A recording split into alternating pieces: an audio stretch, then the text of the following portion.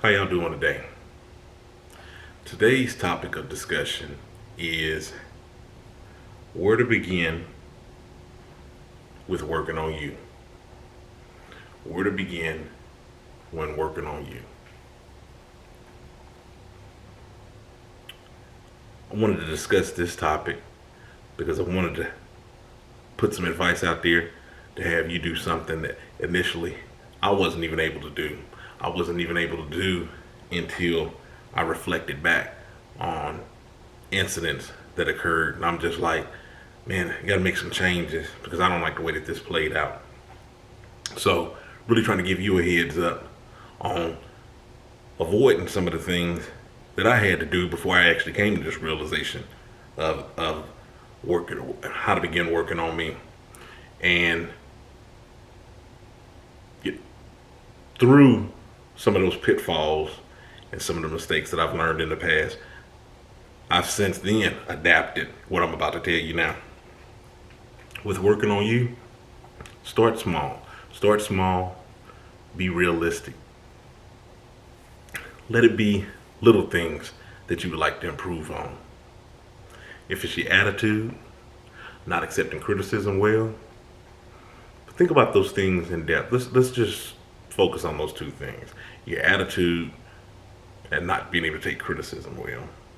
If those are, just kind of giving you examples, those are two things that you would like to work on. Attitude, talk to yourself. Ask yourself, what makes me get an attitude? Could I stand to calm down a bit? Excuse me. Maybe not take things so personal. Maybe kind of detach myself from some of the situations so I'm not so close up on them. So I'm not like emotionally involved. Not being able to take criticism. Think about it. Why can't I take criticism? Where is this criticism coming from? Is it constructive criticism? Is this normally someone who has my best interest at heart? Sometimes it doesn't even have to be someone who has your best interest at heart. Sometimes it could be brief encounters that you have with people and they notice observations and maybe they just kind of gave you some blunt advice of something that they picked up. And to me, that's even more beneficial because if you picked up on something with me that you noticed right off the bat, and me and you don't even have a connection, and I know to some degree that it's true, maybe I could stand to take a few steps back and look at maybe what you're saying. I'm just trying to give some examples on things that you want to work on with you. I would start small. I would start with maybe thinking, like I said, thinking about things where you're having situations in your life that lead nowhere or lead in somewhere that you don't necessarily want them to lead, and you're rewinding back up the situation and putting control on you. Looking at the point where you have control in that situation, so you can plant your feet and make some change. That's where I would start. That's where I eventually had to learn on starting. Not wait until it got thick and heavy and I'm in a situation or some sort of scenario and I'm trying to figure out how to work it out or how to be calm or peaceable with it. I actually thought about things before they occurred.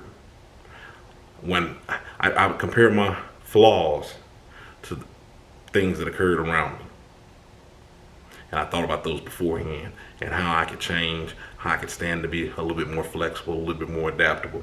So that's what I'm sharing with you.